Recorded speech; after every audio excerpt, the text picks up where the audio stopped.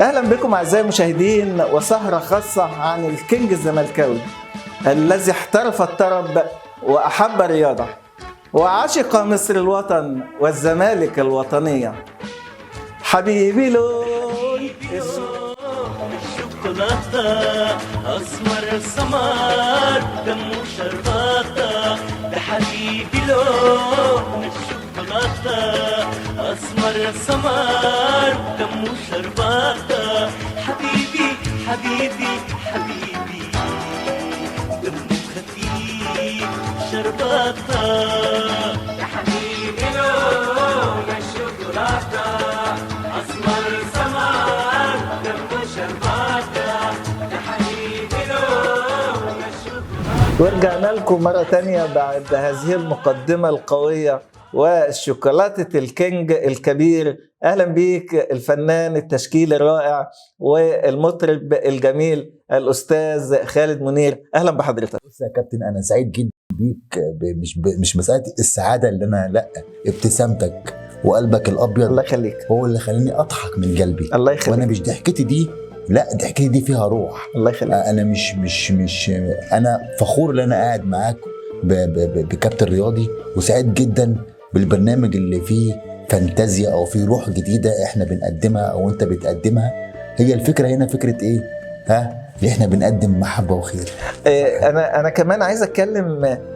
انا شايف محمد منير الصوره الطبق الاصل. ازاي حضرتك قدرت تتقمص الشخصيه دي بكل تفاصيلها؟ بص يا كابتن، انا منير بالنسبه لي عشق وروح بيجري بدم. ما اقدرش اقول عن محمد منير اللي هو انا بسمع محمد منير او انا بغني لمحمد منير او انا بقلد محمد منير، لا، اللي بيني وبين منير يا كابتن عشق وروح. اخدت هذا الاوبشن القوي جدا، انكم بتقعدوا مع بعض كتير، بتتكلموا كتير، بتتقابلوا كتير، ولا انت مجرد رؤية من بعيد ومجرد حب كمشاهد، ولا في بينكم علاقات أسرية أو علاقات صداقة أو قرابة أو نوع أقوى من لقاء الجماهير؟ أكيد يا كابتن، في علاقة ما بيني أنا إنسان البسيط ومحمد منير. بس برضو يا كابتن، محمد منير بالنسبة لي ده حالة كبيرة جدا. بكلم الراجل وبطمن عليه وأشوف إيه أخباره، بس منير حالة جميلة جدا. الصوت اللي بيشجيني وبيخليني اقوم من النوم واقول يا حلو صبح يا حلو الله طول. الله الله الله. طبعا عارفين ان محمد منير اتولد يوم 6 اكتوبر سنة 1954 في أسوان. بعد اذنك يا اتفضل. مواليد 10/10 يعني هو اللي بس ما موجود تقولش التاريخ بقى. 10/10 10/10 هو برج 54 الميزان 54 52 كمان يعني. طب يبقى احنا كده يعني كبرنا الكينج شويه، مع انه يعني قيمه وقامه، لكن انا عايز اقول نشأته بقى في اسوان، وان هو اتولد في اسوان ولعب كوره حتى في نادي اسوان. كلمنا عن الفتره دي. بص يا كابتن، محمد منير اتولد احنا في النوبه. اما من حد بيخلف او حد بيولد بيحطوا يحطوا الولد في قفه، ويتباركوا بالنيل، يحطوه في قفه على النيل، ويتباركوا بعباد الشمس لو الشمس جت عليه، يسموه اسم جميل. منير نفس القصه، حطوه في قفه معينه. أيوه. وتسمى محمد منير. يعني محمد منير ابوه ما اسموش منير، هو تباركوا بالنور اللي جه، قالوا ده هيبقى نجم ساطع. وصح بقى نجم ساطع محمد منير، عشان كده سموه محمد منير، اسمه مركب. تمام. محمد طبعا لعب في نادي أسوان، بعد كده جاء على القاهرة، بس قبل ما يجي على القاهرة جانا باللهجة احنا مش متعودين عليها أبناء القاهرة وأبناء الوجه البحري يعني. حتى كان ليه أغاني نوبية وبلهجة نوبية، يعني سياسية. ويعني ايه سياسية أصلا يعني؟ سياسية دي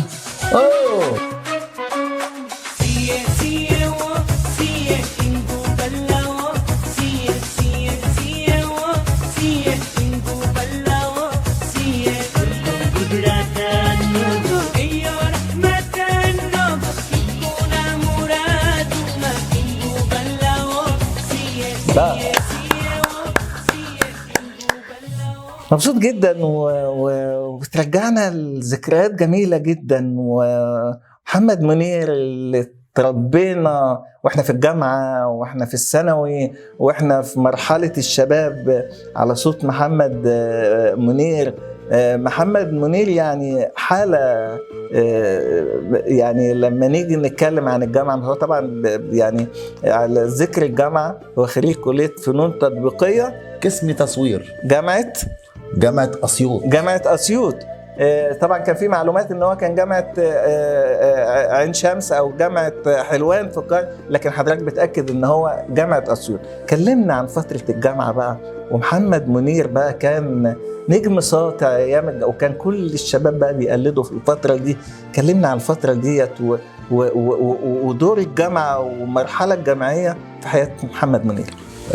منير كان بيشتغل عشان يصرف على نفسه. منير كان عنده روح اللي هو ينزل الأقاليم ويشوف الأقاليم. حتى كان بيغني للطلبة في جامعة أسيوط. كان بيبقى عنده روح هو، وكان بيقعد يدندن للطلبة، عشان هو في الأصل منير ما كانش هو اللي هيغني، هو اللي كان هيغني فاروق أبا اليزيد. يعني محمد اسمه محمد منير محمد أبا اليزيد.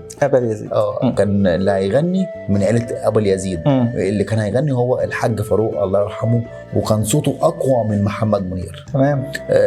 وبدأت الناس تسمع محمد منير في الجامعة ومش عارف ايه. وبعد انتقاله للجامعة راح لبس الأفرول والجيش، وقعد في الجيش فترة، وكان بيغني طبعا هو وعمر فتحي الله يرحمه ومحمد الحلو وعلي الحجار. جيل واحد. كان جيل جميل جدا. وكانوا بيغنوا بالأفرول. أول ناس راحت غنت بالأفرولات والكلام ده للجيش هم علي ومنير ومحمد الحلو وعلي وعمر فتحي الله يرحمه. وكان صوت عمر فتحي الله يرحمه كان صوت تقيل جدا. ايوه والله يرحمه، لو كان عايش كان هيعمل شغل جامد قوي في مسألة الغنى أو الفن. وبدأت منير الناس تسمعه. بس مين بقى اللي انطلق وثبت وجوده؟ هو منير. فترة الشباب وفترة العشرينات دي بتفكرنا بأغنية جميلة جدا. يعني امبارح كان عمري 20. اتفضل.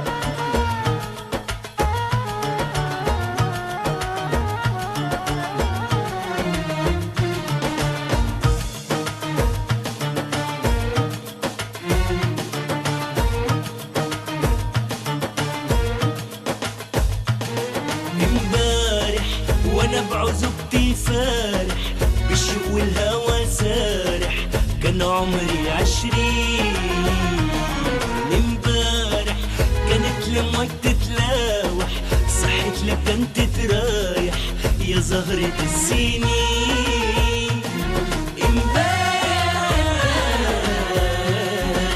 كان عمري 20. حقيقي جدا.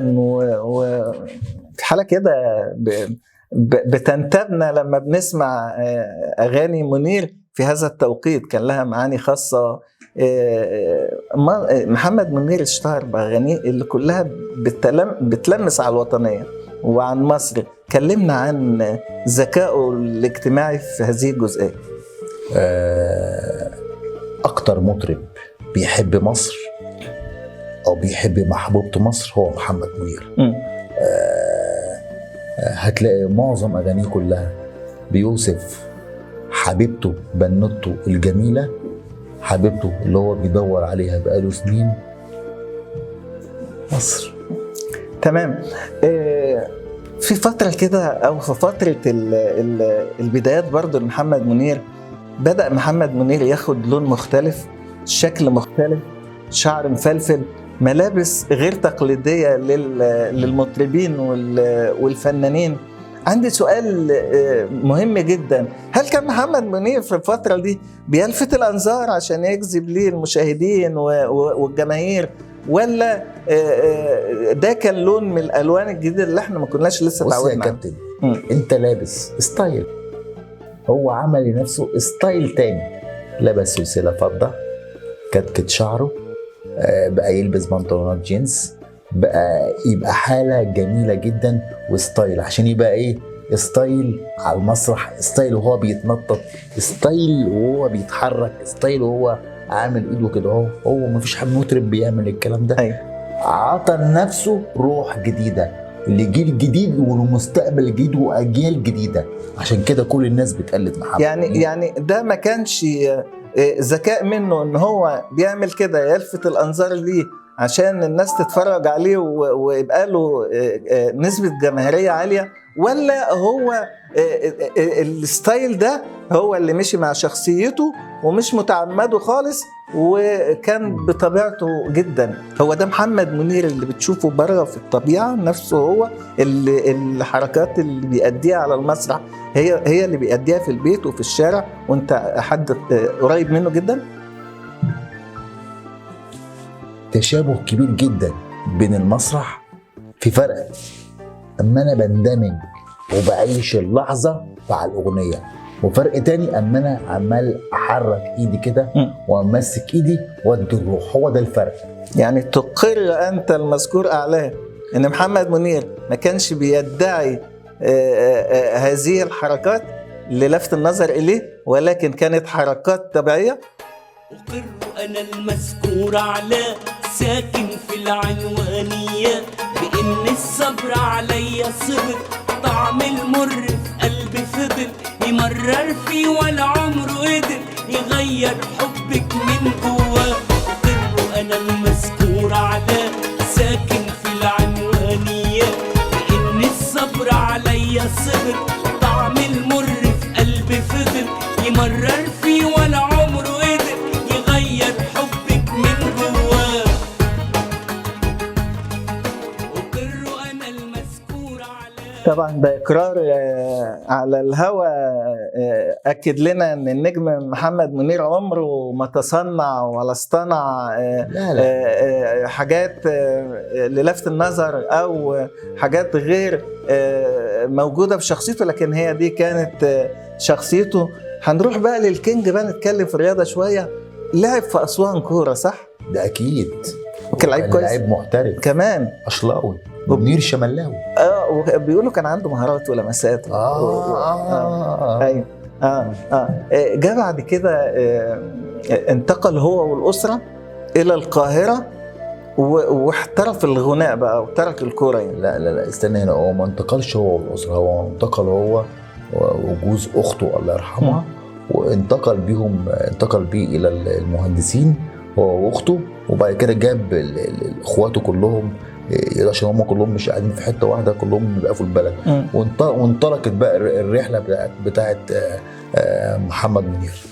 محمد منير عاشق زملكاوي ومشجع درجه ثالثه، وبيعترف بده في كل البرامج وفي كل اللقاءات ان هو زملكاوي يعني. قول لي يعني ايه سبب زملكاويه محمد منير وحبه الشديد لنادي الزمالك؟ زي حب محمد منير لمصر، منير عاشق نادي الزمالك. نادي الفنانة البيضاء كلها بتجري بدمه. هما 80% او 85% من النوبيين بيحبوا الزمالك ومهووسين بالفنانة البيضاء. الزمالك برضو زي ما بيجري بدمك بيجري بدمنا كمان، لدرجة انه ألف له نشيد وكان اسمه نشيد الزمالك، وألف أغنية كمان على فكرة للكابتن طه بصري اللي هو كان عاشق ليه. لكن كان في موقف مؤثر جدا لمحمد منير لما شاف مارادونا بيبكي على إخفاق من الإخفاقات.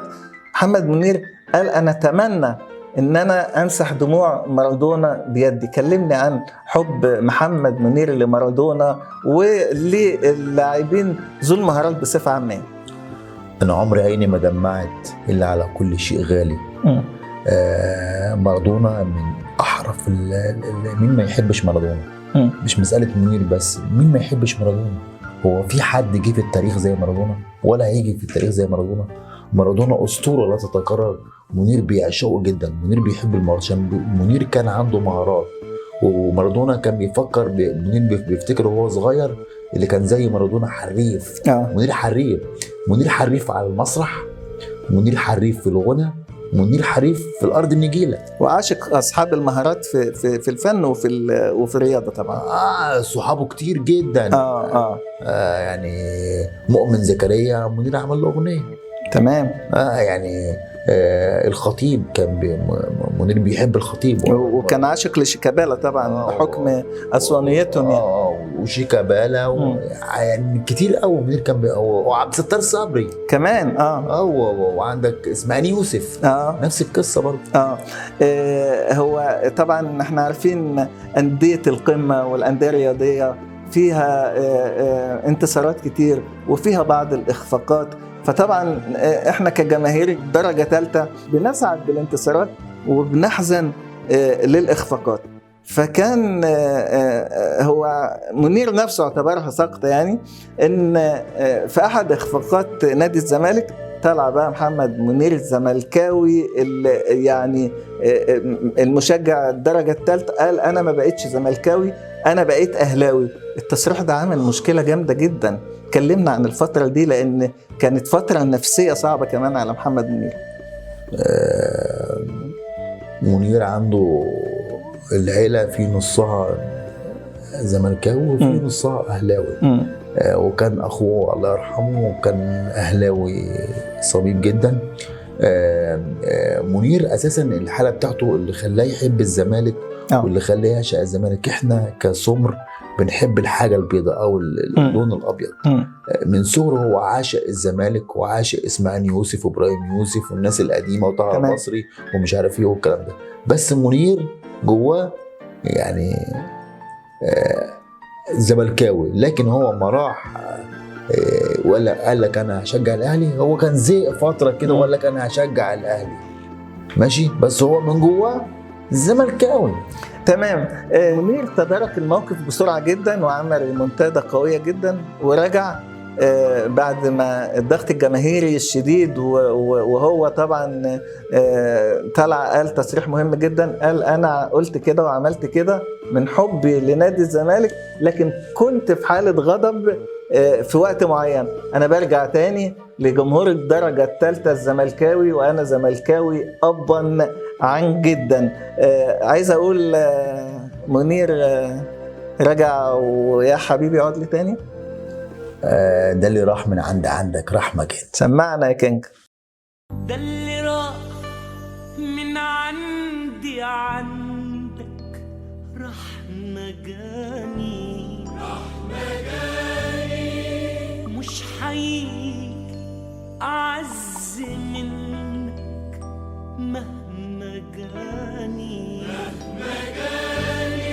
واللي راح من عندي عنك رحمة جاني مش حقيقي أعز منك مهما جاني. عايز اقول لكم ان الكينج محمد منير كان عنده علاقات قويه جدا بمسؤولين نادي الزمالك، خاصه مستشار مرتضى منصور، والحظ والصدف كان ليه علاقه بتعارف محمد منير مع مستشار مرتضى منصور. اللي يعني هنعرف اكتر من الفنان الكابتن خالد منير ايه العلاقه بين مستشار مرتضى منصور والكينج.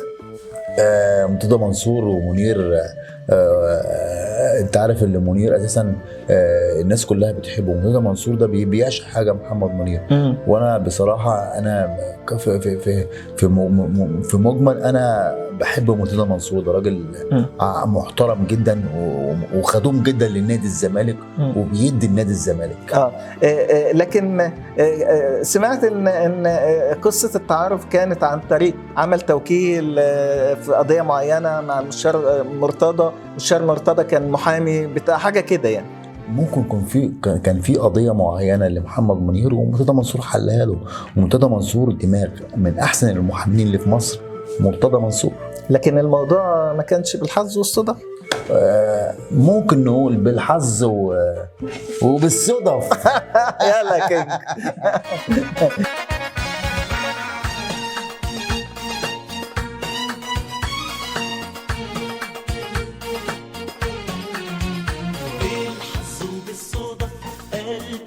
تنشن حدف بالحظ وبالصدف، قلبي تنشن حدف، وقبل ما قلبي يهرب قلبك صاب الهدف. بالحظ وبالصدف قلبي تنشن حدف، بالحظ وبالصدف قلبي تنشن حدف، وقبل ما قلبي يهرب قلبك صاب الهدف. ما لحقتش أنوي يا ساتر، ولا قلبي خد له ساتر، ولا فاكر إلا كلمة الحقني بتخدم. ما لحقتش أنوي يا ساتر، ولا قلبي خد له ساتر، ولا فاكر إلا كلمة الحقني بتخدم. بالحظ وبالصدف. استمتع جدا ان الحظ لعب دور كبير جدا في حياة ناس كتير، منهم لعيبة كورة، منهم فنانين، منهم نجوم، لكن الكينج كانت ليه أحلام كبيرة حققها وهو لما بدأ طفل صغير في أسوان وطفل فقير، بدأ يحقق أحلامه وبدأ ينطلق وبدأ يروح وبدأ يجي. إيه الأحلام اللي حققها منير وإيه الأحلام اللي كان يتمنى يحققها؟ منير حقق أحلام كتير جدا. منير مشهور بره في أوروبا، خد اسطوانة بلاتينية من أوروبا، وخد جوائز كتير من أوروبا، وعمل حفلات كتير في أوروبا. منير لسه عنده أحلام رغم العمر ده كله. لسه في حلم. يعني لو عطتنا حلم ولا اتنين لسه الكينج ما حققهمش، ايه هما؟ منير كان نفسه يغني في وسط ميدان التحرير، ما حصلتش دي. منير ما غناش في وسط ما غناش في وسط ميدان التحرير. هو نفسه كان يغني في وسط ميدان التحرير، ده حلم من احلامي. وبرده كان في مشروع جميل جدا لأم كلثوم، يغني اغاني ام كلثوم في 30 دقيقة. يعني لسه ما شاء الله ربنا يديله الصحة والعمر. منير بيحلم بيحلم بيحلم، ولو بطلنا نحلم نموت. طول ما انت يا كابتن حسن عندك طموح وعندك حلم وعندك امل في بكره، ما تبطلش تحلم تموت. انا عن نفسي بطلت احلم اموت. لو بطلنا نحلم نموت، لو عاندنا نقدر نفوت. لو بطلنا نحلم نموت، لو عاندنا نقدر نفوت. لو عدينا مرة خلاص، لو ردينا ضاع الخلاص. حبة صبر حبة حماس، يبقى الحلم صورة وصوت. لو بطلنا نحلم نموت، لو بطلنا نحلم نموت. وانت بقى عايز اخد حضرتك لزاوية تانية خالص بعيدة، وحضرتك فنان تشكيلي ورسام بمعنى الكلمة يعني، وعندك لوحات تقدر بمئات الآلاف وتعرض عليك أسعار قوية جدا من أوروبا. أنت محترف التصوير، بس لفت نظري حاجة يعني. أنت مهتم جدا بأصحاب البشرة السمراء، وليهم صور جميلة هنعرضها للمشاهدين أنت رسمها بخط إيدك يعني. أنت اشمعنى أصحاب البشرة السمراء وحبك لأصحاب البشرة السمراء، وانت سالك هذا الاتجاه ده بإحساس الفنان كلمنا عنه؟ يا كابتن حسن، أنا حبيبتي ومعشوقتي البنت السمراء أو البنوتة السمراء، وليك صور جميلة أو احنا هنعرضها للمشاهدين. أو الناس الغلابة يا كابتن. الناس الغلابة عندي مقدرين بفوق راسي، بقلبي، بروحي، بدموعي، بكل شيء. أنا عاشق البنت السمراء، وبحب ارسم السمر عشان السمر نص الجمال يا كابتن. جميل. لكن هنقول بقى يا اسمراني اللون ده من جوه، ولا يا اسمراني اللون ده على ورق بس يعني؟ يا اسمراني اللون. يا اسمراني اللون حبيبي، يا اسمراني يا عيوني نسيان عيون حبيبي، يا اسمراني. يا اسمراني اللون حبيبي، يا اسمراني. يا اسمراني اللون حبيبي، يا اسمراني. أخيرا كان في حياة الكينج محمد منير أسماء كبيرة ونجوم مجهولون ونجوم معلومون، منهم أحمد منيب الفنان الرائع النوبي، والشاعر فؤاد حداد. كلمنا عن المرحلة دي وارتباط الكينج بهذه الأسماء الكبيرة في عالم الفن والتلحين. الحاج أحمد منيب ده أسطورة لا تتكرر في التاريخ، هو الأب الروحي للنوبة. طبعا أنت حضرتك يا أستاذ حسن نسيت حاجة جميلة جدا، عبد الرحيم منصور، نسيت الأبنودي، نسيت أحمد فؤاد نجم وصلاح جاهين، العباقرة اللي ساعدوا محمد منير في بداية مشواره.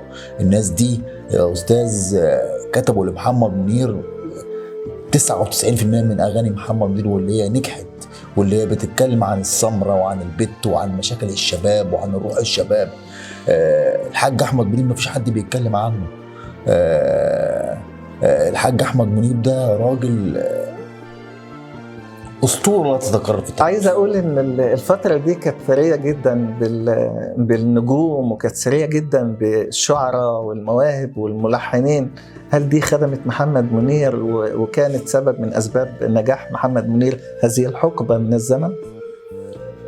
هي فترة السبعينات والثمانينات والتسعينات. أهم فترة لمحمد منير هي الثمانينات والتسعينات. الأغاني اللي هي شوكولاتة وسط الدايرة، بريء، بنتولد، علموني، شبابيك، بريء، كل الأغاني دي عملت قلق، والألبومات دي عملت قلق.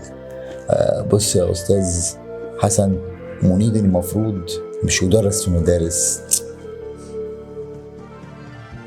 اتعمل له منهج. منير أثر في أجيال، حتى الآن ما زال يؤثر بفنه وموهبته، لكن لو جينا في النهاية نلضم كل الأسماء دي مع بعض ونحط الأسماء دي كده في بوتقة واحدة وسبحة متلألئة، هنقول إيه؟ ده أسماء إيه ولا إيه ولا أسامينا؟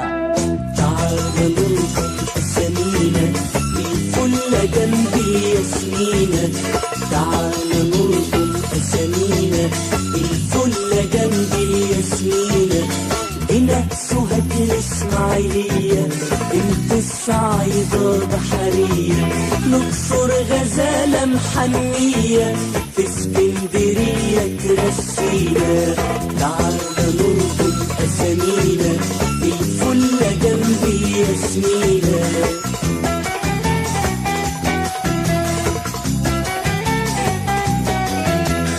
ولا رشيد ودمياطي، وحدك يا منصورة فضاطي، واغني ورد الصنباطي قبل القمر ما ينسينا، تعال نلقم أسامينا الفل جنبي ياسمينة.